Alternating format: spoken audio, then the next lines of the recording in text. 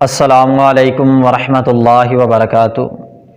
ایک بھائی نے مسئلہ پوچھا کہ اگر کوئی انسان روزے کی حالت میں اپنے ہاتھ سے خواہشات کا اظہار کر لیتا ہے، اپنی منی کو خارج کرتا ہے، تو کیا اس کا روزہ ٹوٹ جاتا ہے یا نہیں ٹوٹتا، اور اس پہ قضا واجب ہے یا اس کا کفارہ دینا پڑے گا؟ پیارے بھائیو، یہ بڑا ناپسندیدہ عمل ہے۔ نبی پاک صلی اللہ علیہ وسلم نے ایسا کرنے والے پر لعنت فرمائی ہے۔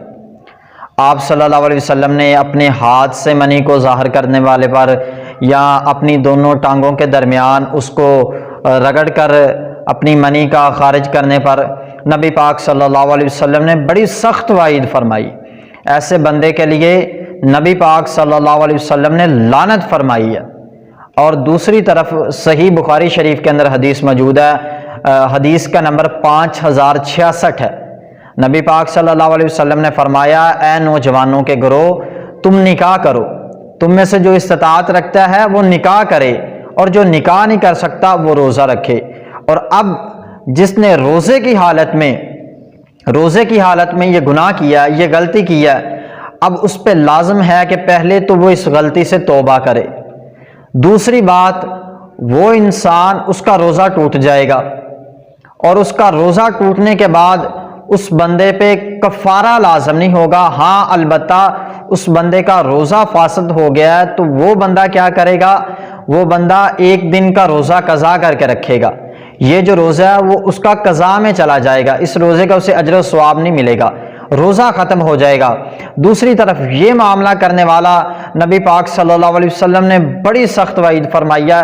اور ایک حدیث ہے، مجھے اس کا حوالہ تو نہ مل سکا، لیکن وہ بتانے کے لحاظ سے یا وعید کے حوالے سے صحیح ہے۔ نبی پاک صلی اللہ علیہ وسلم نے فرمایا، ایسے لوگ کل قیامت کے دن جب اللہ کے سامنے پیش ہوں گے تو ان کے ہاتھ حاملہ ہوں گے، ان کے ہاتھوں میں حمل ظاہر ہو جائے گا، جو اپنے ہاتھ سے اپنی خواہشات کا اظہار کرتے ہیں۔ اللہ تعالیٰ نے انسان کو بنایا اور اس کے ساتھ اللہ تعالیٰ نے عورتوں کو بھی بنایا۔ ہر چیز کا جوڑا اللہ تعالیٰ نے بنایا ہے اس وجہ سے کہ وہ اپنی جنسی تسکین کو حاصل کر سکے۔ اگر کوئی بندہ اس معاملے سے نہیں باز آ رہا تو اس کو نکاح کر لینا چاہیے، نکاح کا جلد از جلد بندوبست کرنا چاہیے۔ اور آج کل زیادہ تر جتنے عزت دار لوگ ہیں ان کے بچوں میں زیادہ تر یہ معاملہ پایا جاتا ہے، کیونکہ وہ باہر نہیں جا سکتے، وہ باہر جا کے کوئی ایسا کام نہیں کر سکتے کہ والدین کی جو عزت ہے خراب ہوگی، لیکن وہ زیادہ تر اس گناہ کے اندر مبتلا ہو جاتے ہیں۔ اللہ تعالیٰ نے قرآن کریم کے اندر فرمایا، الا علی ازواجہم او ما ملکت ایمانہم، کہ انسان کا جو حق ہے وہ اپنی بیوی پہ ہے، بیوی کے علاوہ انسان کوئی بھی راستہ اختیار کر لے گا، وہ مشت زنی کا ہوگا، وہ زنا کاری کا ہوگا، وہ کوئی بھی راستہ اختیار کر لے گا تو وہ گناہ کی طرف چلا جائے گا۔ اللہ تعالیٰ سے دعا ہے کہ اللہ تعالیٰ ہمیں بچنے کی توفیق عطا فرمائے۔